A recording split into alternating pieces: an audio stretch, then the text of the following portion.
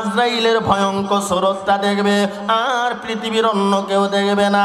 আল্লাহর বান্দার কাল্লালের জয় আজরাইল আলাইহিস সালাতু ওয়াস সালাম এই ভয়ঙ্কর সুরত লইয়া যখন তার জানের মধ্যে ধরে থাবা মারবে, এমন জোরে থাবা মারবে আল্লাহর নবী বলেন নারী বুড়ি সিরা আল্লাহর বান্দা এই নাফরমান বেনামাজির জানটা বের করে নিয়ে যাবে। যখন আজরাইল এই রূহ লিয়া রওনা দিবে, আকাশের ফেরেশতারা দরজা লক লাগায়া দিবে। জাহান্নামের রূহ আমরা দেখতে চাই না, এই রূহটাকে নিয়ে আসে জেনে দেওয়া হবে। রে আমার ভাই, কথা লম্বা সংক্ষেপে বলে দে, আপনি দুনিয়া থেকে বিদায় হবেন, আমিও দুনিয়া থেকে বিদায় হব। কিন্তু দুনিয়া থেকে বিদায় হওয়ার সময় এই খারাপ পরিস্থিতিতে দুনিয়া থেকে বিদায় হতে চাই না। আল্লাহর কাছে বলবো, আল্লাহ আমরা জান্নাতের ছবিটা দেখে দেখে হাসি মেরে মেরে জান্নাতে যেতে চাই। জান্নাতে যাইতেছিলে নামাজ পড়ন লাগবো নি, নবীর সুন্নত দাঁড়িয়ে রাখুন লাগবো নি? আওয়াজ দিয়া কন্যা। আসরের মাঠে আল্লাহর নবী সুপারিশ না করলে জান্নাতে যাইতে পারবেন না, কথা ঠিক? গত জুমার আগের জুমা আপনাদেরকে শোনাইছি, আপনার বউ আপনারে হাসরের মাঠে হালায়া বাগবে, পেটের সন্তান এত আদর করে সন্তান লালন পালন করছেন, ভাগবে, কিন্তু আল্লাহ নবী আপনাকে ফেলে বাগবে না, কথা ঠিক না বেটি? তাহলে যেই নবী আপনার জন্য এত মহব্বত এত ভালোবাসা, এই নবীর সুন্নত দাড়িটা রাখার দরকার আছে না নাই? আওয়াজ দিয়া কন্যা। আল্লাহ নবী বলেন, তুমি দাড়ি কামাইতেছ, আসলে তুমি দাড়ি কামাও না, তুমি যেন আমি নবীর কলিজার মধ্যে আঘাত করতেছ। কোন নাউজুবিল্লাহ। ও ভাই, নবীর কলিজাতে আমরা আঘাত করব না, নবীর সুন্নত দাড়িটা রাখবো। আল্লাহ তৌফিক দান করেন, কোন আমিন। আর জোরে কোন আমিন। কথায় কথায় অনেক দূরে নিয়ে গেলাম। যেই কথা বুঝাইতেছিলাম, দুনিয়া থাকার জায়গা না, থাকতে পারবো না, কবরে যাওয়া লাগবে না লাগবে না? আজরাইল যখন সামনে দাঁড়াইবে, জানটা যখন বের হয়ে যাবে, বের হওয়ার পরে আপনার লাশটাকে ঘর থেকে বের করা হবে, চতুর্দিকে কাপড় টানাইয়া জনমের তোরে শেষ বিদায় দিবনি। আওয়াজ দিয়া কন্যা। এমন একটা গোসল আপনাকে দেওয়া হবে, আপনার গোসল আপনি নিজে দিতে পারবেন না। নাকের মধ্যে কানের মধ্যে তুলা ঢুকাইয়া দিবনি না দিত না? নাকে কানে তুলা দিয়া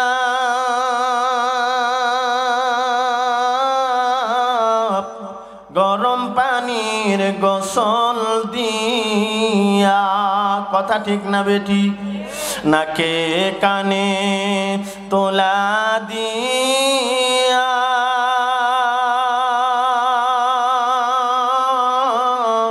গরম পানির গোসল দিয়া জনম তোরে দিবে বিদায়, শেষবারের লাগিয়া রে মন জনমের লাগিয়া, কথা ঠিক না বেটি? ও আমার ভাই, অন্তরের কান লাগায়া কথাগুলি শোনেন, পর্দার আলের মা বোনেরা। আপনি তো দুনিয়া থেকে বিদায় হবেন, ইমাম গাযালী রাহমাতুল্লাহি আলাইহি লেখেন, আপনি দুনিয়া থেকে বিদায় হওয়ার পর আপনার লাশটাকে ঘর থেকে বের করে চতুর্পাশে কাপড় টানাইয়া জনমের তরে শেষবারের মতো কসকসা বান্ধিয়া গোসলটা করাইয়া সাদা কাপড়ের প্যাকেটিং করাইয়া চারজনে কাঁধে উঠাইয়া জানাজার মাঠের দিকে নিয়ে যাবে, কথা ঠিক না বেঠিক? আওয়াজ দিয়া কন, আরো জোরে বলেন। আল্লাহ নবী বলেন, যে চারজন তোমাকে কাঁধে উঠাইয়া জানাজার মাঠের দিকে নিয়ে যাবে, তুমি লক্ষ্য করে দেখবা কে কে তোমারে কাঁধে উঠাইয়া কবরের দিকে নিয়ে যা। এই কবরবাসী হাউমাউ করে কান্না করবে, আমারে কোথায় নিয়ে যা, এই বাড়ি থেকে আমাকে নিয়ে যেও না, এই বাড়ি তো বড় আমি কষ্ট করে বানাইছি, এই ঘর আমি বড় কষ্ট করে বানাইছি, নিজের শরীরের ঘাম জড়াইয়া এই বাড়ি ঘর আমি বানাইলাম, এই বাড়ি ঘর আমি ছেড়ে যাব না। বললে কি হবে, দুনিয়ার মানুষ তো আপনার কথা শুনবে না, চারজনে কাঁধে ওটাই আপনাকে কবরের দিকে নিয়ে যাবে। আল্লাহর নবী বলেন, কবরে যখন আপনাকে শোয়ানো হবে, ও আমার ভাই, কে কে আপনাকে কবরে রাখতেছে আপনি তাও লক্ষ্য করে দেখবেন, আর হাউমাউ করে কাঁদবেন, আমার জনমের তোরে কবরে রাইখা তোমরা চলে যেও না, আমি একা একা কবরে থাকতে পারবো না। ও আমার ভাই, আপনি যতই হাউমাউ করে কান্না করেন, দুনিয়ার কে আপনার কান্না শুনবে না। আপনি একবার মনের সাথে পরামর্শ করেন, আজকে আমি গাড়ি কিনলাম, বাড়ি বানাইলাম, কত কিছু করলাম, আজকে তো আমি টাকার জন্যে পাগল, নামাজ পড়ার সময় পায় না। এ যুবক ভাই, নবীর সুন্নত দাড়িটা রাখো না, মনের সাথে একবার কি পরামর্শ করতে পারো না, যেই ঘর আর যেই বাড়ির জন্য তুমি পাগল হয়ে গেলা, এই বাড়ি আর এই ঘর সব পালাইয়া তুমি চিরদিনের জন্য কবরে শোয়া যাইবা। এই কবরে গেলে কেমনে থাকবা, যেই কবরের সাথে নাই বাতি নাই। আল্লাহর নবী বলেন, একাকী থাকার ঘর, কীট পতঙ্গের ঘর, সাপ বেচোর ঘর। এই কবরে যাওয়ার পর আপনি একা একা কবরে হাওমাও করে কাঁদবেন। কাঁদলে কি হবে, দুনিয়ার কোনো মানুষ তো আপনার কান্না শুনবে না। কথা ঠিক না বেঠিক? এজন্য ভাই, মনটাকে বুঝান আর আল্লাহর দরবারে তওবা করেন, 5 ওয়াক্তের নামাজটা পড়েন, আল্লাহ পাক আমাদের সবাইকে কবুল করেন। কোন আমিন। কারণ এই দুনিয়া থাকার জায়গা না, আপনি আমি কেউই থাকতে পারবো না। ও আমার ভাই, যেই নবীর খাতিরে তামাম জাহান বানাইলো, এই নবীও তো দুনিয়াতে থাকতে পারে নাই, রওজা শরীফে শুয়ে রইছে। কথা ঠিক না বেঠিক? নবীজি সাল্লাল্লাহু আলাইহি সাল্লাম দুনিয়াতে আছে নাকি রওজা শরীফে আছে? মদিনাতুল মুনাওয়ারা রওজাতুল মুবারাকে নবীজি সাল্লাল্লাহু আলাইহি সাল্লাম সশরীরে জীবিত অবস্থায় শুয়ে আছেন। তবে আল্লাহর নবী দুনিয়ার থেকে বিদায় হয়েছেন, এই কথা সত্য। কথা ঠিক না বেঠিক? কারণ আমরা জানি আজরাইল আলাইহিস সালাতু ওয়াস সালাম আমরা নবীর সামনেও দাঁড়াইছেনি। আজরাইল জান নবীজির কান্দান করছেনি। আরো জোরে কোন, ইতিহাসের কিতাব দেখবেন, নবীজি মুহাম্মদ রাসূলুল্লাহ সাল্লাল্লাহু আলাইহি সাল্লামের ওফাত, ইন্তেকাল হইছেনি না হইছে না? আরো জোরে কোন। এই ইন্তেকাল দ্বারা জায়গা স্থানান্তর করা হয়েছে। আল্লাহ পাক নবীজি সাল্লাল্লাহু আলাইহি সাল্লামকে দুনিয়া থেকে আল্লাহর সান্নিধ্য লাভ করার জন্যে আল্লাহ পাক নিয়ে গেছেন। নবীজি মরে যায় নাই, পচে যায় নাই, গলে যায় না, নবীজি সশরীরে জীবিত আছেন। এটা ইমানদার কালেমাওয়ালা সুন্নিদের আকীদা। কথা ঠিক না বেঠিক? কিন্তু আমরা দেশের একদল মানুষ জেতা কুইতে কুইতে নবীরে করে ওই আপনার বিনাবাদ লয়ে হরে, নবী বিনাবাদ আই হচ্ছে, এর হরে দেখা যা নবীর জন্য পাগল হইয়া একদল লাফালাফিও করে। না, নবী জিন্দা, নবী মানি, কিন্তু নবীজি বিনাবাদ চলে আসে না। উম্মত যদি দুরুদ পড়ে, এই দুরুদের খবর নবীজির রওজা মুবারকে পৌঁছানো হয়। কথা ঠিক না বেঠিক? তাহলে বোঝা গেল নবীজি দুনিয়ার থেকে বিদায় হয়েছে না হয়েছে না? আল্লাহ রাসূল সাল্লাল্লাহু আলাইহি সাল্লাম যখন দুনিয়ার থেকে বিদায় হবে, ওই কথাটা আমার মনে হয়েছে, পৃথিবীর কোনো মানুষকে সময় দেয় না, আজরাইল দিবেও না। শুধু একজন ব্যক্তি, যাকে আজরাইল জান কান্দানের সময় অনুমতি নিছিল, আর তিনি হলেন আপনার আমার নবী, নবী মুহাম্মদুর রাসূলুল্লাহ সাল্লাল্লাহু আলাইহি সাল্লাম। জোরে সুরে কোন সুবহানাল্লাহ। নবীজি উম্মতের জন্য হাসরের মাঠে মায়া। যখন নবীজি দুনিয়া থেকে বিদায় হবে, তখনও নবীজির কলিজাতে উম্মতের জন্য মায়া ছিল না ছিল না? উম্মত তো নবীর কলিজাতে কন্টিনিউ আঘাত করতেছে, ব্লিড লাগাইতেছে, আর নবীজি আজও রওজা শরীফে উম্মতের জন্য কাঁদতেছে। সুবহানাল্লাহ কোন, আরো জোরে কোন না সুবহানাল্লাহ। নবীজি যেদিন দুনিয়া থেকে বিদায় হয়ে যাবে, আজরাইল আলাইহিস সালাতু ওয়াস সালাম জান কান্দানের জন্য আসছে। কিচ্ছাটা কইলাই, হাদিসের কিচ্ছা। আল্লাহ রাসূল সাল্লাল্লাহু আলাইহি সাল্লামের জান কান্দানের জন্য যখন আল্লাহ বলেন, আজরাইল আমার বন্ধুর জান কান্দান করবা যাও, তবে আমার বন্ধুর সাথে যেন কোনো বেয়াদবি না হয়। যদি আমার বন্ধুর সাথে বেয়াদবি হয়, তাহলে তুমি আজরাইল ধ্বংস হইয়া যাইবা। সুবহানাল্লাহ কইতেন না? আজরাইল এই ঘোষণা হইন না, আদম নবী থেকে নিয়ে ঈসা নবী পর্যন্ত জান কান্দান করলাম, গেছি আর আইসি। এখন আল্লাহ যে বলছে যদি আমার বন্ধুর সাথে বেয়াদবি হয়, তে ধ্বংস করে হলাম। আল্লাহ তো হুকুম করবার, আমি আজরাইল শেষ। ঠিক নেই, বেটকে লিখে দেবো। আজরাইল ঘোষণা শোনার সাথে সাথে কাঁপতে শুরু করছে, সর্বনাশ কাহে এ আজরাইল কাহো কেড়ে। আল্লাহ ভয় লাগতেছে আপনার বন্ধুর জান কান্দানের সমনি আবার কোনো বেয়াদবি হয়ে যাগা। সুবহানাল্লাহ কোন না, যাও বেয়াদবি করবা না, আমি আল্লাহর হুকুম। তবে গিয়া নবীর জিগাইবা আমার বন্ধু কি দুনিয়াতে আরো থাকতে চাই নাকি আমি আল্লাহর কাছে আসতে চাই, এটা আমার বন্ধুর জিগাইবা। যদি আমার বন্ধু আমি আল্লাহর দরবারে আসবে তো জান কান্দান করবা, নতুবা ফিরাত চলে আসবা। জোরে কোন সুবহানাল্লাহ। ওয়া রাফা'না লাকা যিকরাক, আল্লাহ পাক আমাদের নবীজিকে সর্বোচ্চ মর্যাদা সমন্বিত করেছেন। কথা ঠিক না বেঠিক? লম্বা কথা। আজরাইল কিছু রাস্তা গিয়া চিন্তা করে কি করতাম, একা একা যাইতাম। আজরাইল গেছে জিবরাইলের দ্বারে, জিবরাইল তুমি তো নবীর কাছে কথা হরে হরে যাও আর আও, যাও আর আও, ঠিক নেই? আজরাইল গিয়া জিবরাইলকে বলে, ভাই জিবরাইল আমার সাথে একটু তুমি আসো। বলে কোথায়? নবীর দরবারে যাবো। সুবহানাল্লাহ কোন না। তা আমার কি দরকার? তুমি আগে যাইবা নবীর দরবারে, গিয়া কইবা নবী গো আজরাইল আইছে, আমি বারে বারে তাকমু। লম্বা কথা সংক্ষেপে 2-1 মিনিটে বলে দেই। আজরাইল আলাইহিস সালাতু ওয়াস সালাম আর জিবরাইল দুইজনে যায়। তা আজরাইল ঘরের বাহিরে, গেটের বাহিরে দাঁড়ায়, আমি আর যাইতাম না, যদি বেয়াদবি হয়ে যাগা তে তো জীবনের কাম শেষ। জীবনের বই কান নাই, জানের বই আসেনি না নাই? যদি আমারে বলো যে আজকে যে কোনো সময় এই চকিটার নিচ থেকে একটা বোমা ফুটতে পারে, তাই আমি কমু সুবহানাল্লাহ, আমি ওয়াজু করতাম না, ঠিক নেই? জানের বই কান নাই। কতদিন সারা রাস্তা ঘুরতে ঘুরতে সরাইল পার হইয়া আমার গুনারা বরাবর সরাইল বাজারের পরে আমার চুনটা থেকে 4-5 কিলোমিটার। আব্দুর রহমান ভাই গেছে আমরা বাড়ি, রাস্তাটা দেখছে আওয়ার এলাকা, আমি তো টাউনও থাকি না, গেরাম আমার বাড়ি। ডাকাইত ধরে সারা রাস্তা সারা দেশ ঘুরে গেলে গিয়া রাত 3-3:30 বাজে এখন সরাইল বাজারটা গিয়ে জুমেরা বইয়ে থাকি, আজান না দিলে যাইতাম না। বলে কে রে? কারণ হেন কামলা আছে, 2 করে কাম করে হলা। সরাইল খুব ভালো জায়গা না, খুব ভালো জায়গা। দেশের বদলাম কি আর করণ যাইব? করণ যেত না।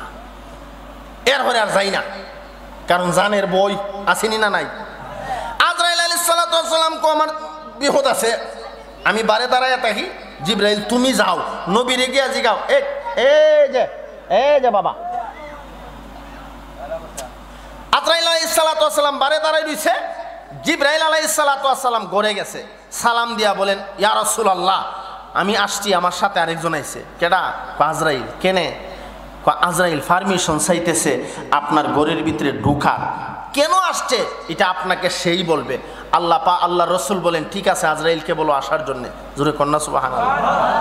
এরপরে আজরাইল আলাইহিস সালাতু ওয়াস সালাম আস্তে আস্তে দরজার সামনে গেছে। কোন বর্ণনায় আসছে আল্লাহ রসুল শুয়ে রইছে, এমত অবস্থায় আজরাইল আলাইহিস সালাতু ওয়াস সালাম দরজার মধ্যে টুকটুকানি দিছে।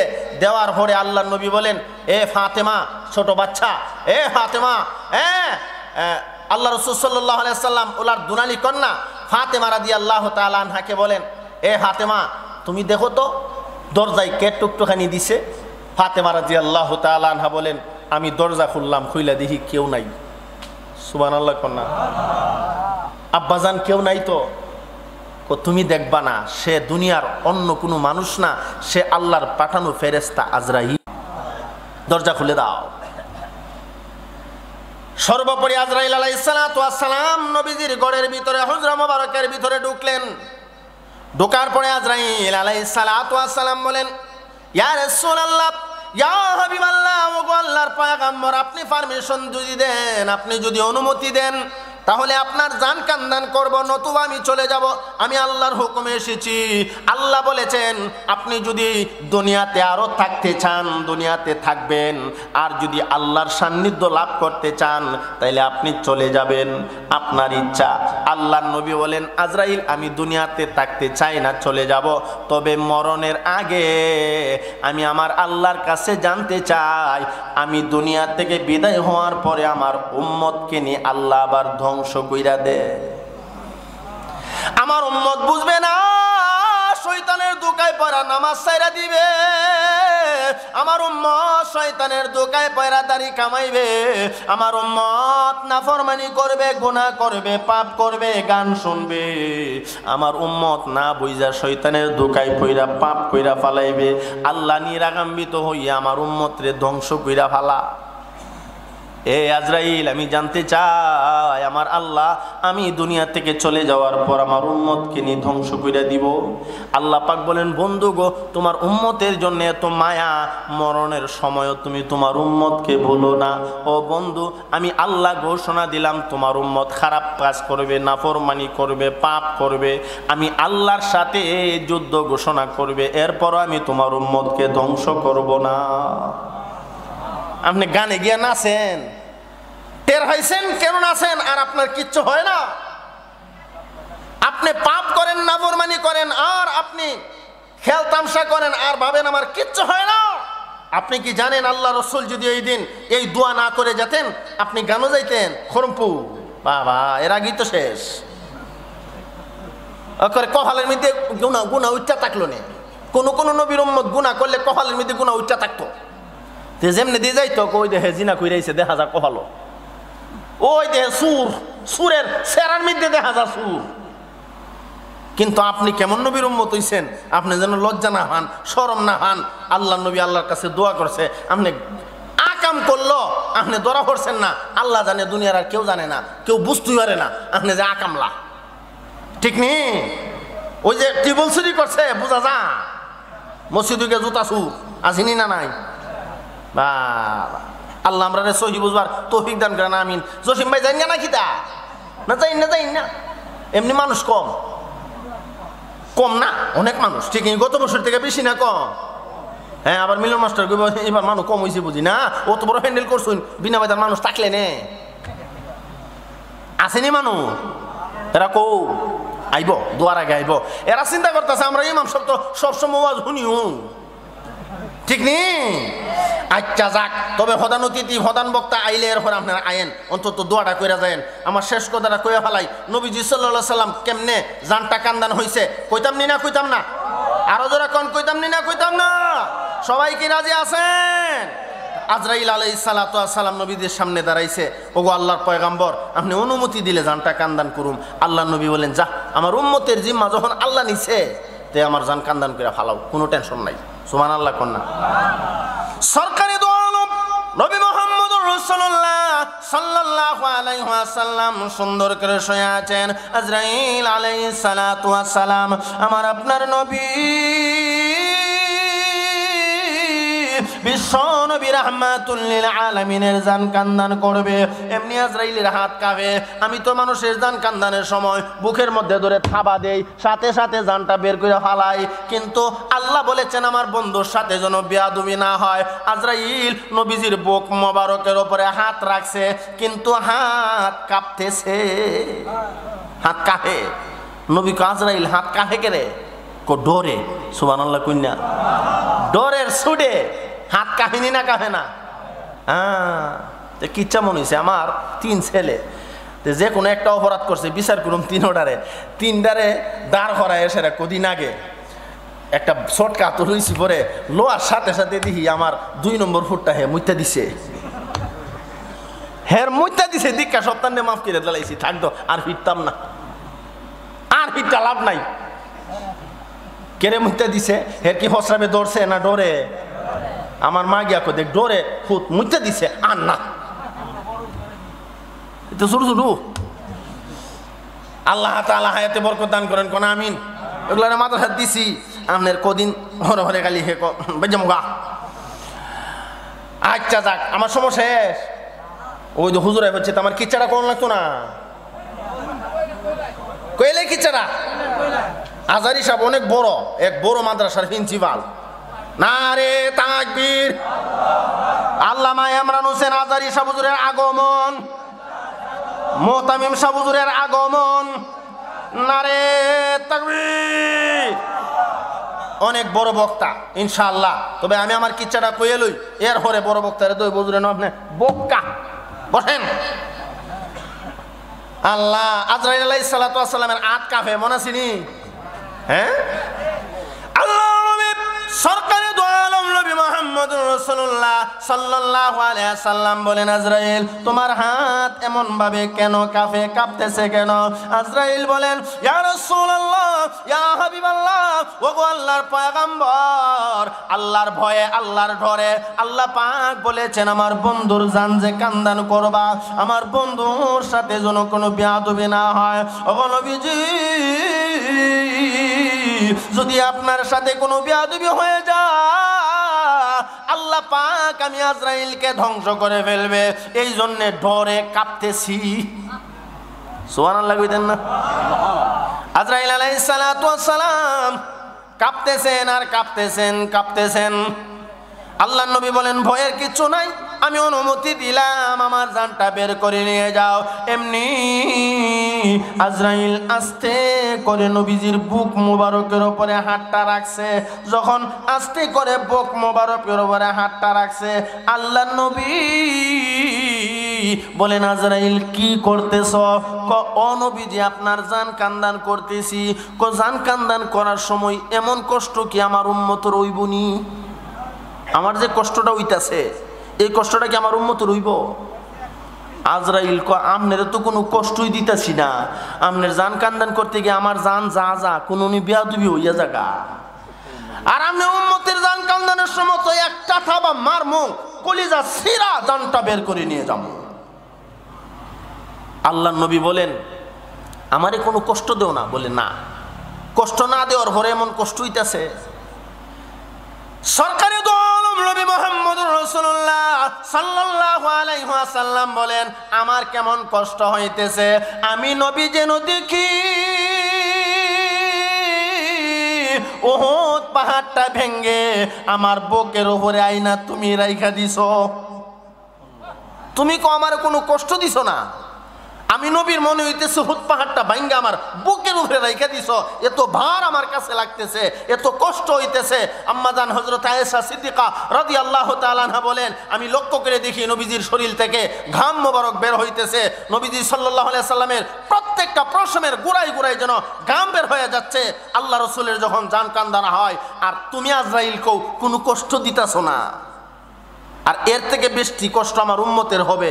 জি, এর থেকে অনেক বেশি কষ্ট আপনার উম্মতের হবে। থামো, একটু হরে আমার জান কান্দান করবা। স্টপ আজরাইল, স্টপ। আজরাইল ততক্ষণ পর্যন্ত দাঁড়ায় থাকবা যতক্ষণ পর্যন্ত জিবরাইল আমার কাছে না আসবে। আল্লাহ দেখিনি? আল্লাহ দেখতেছে না?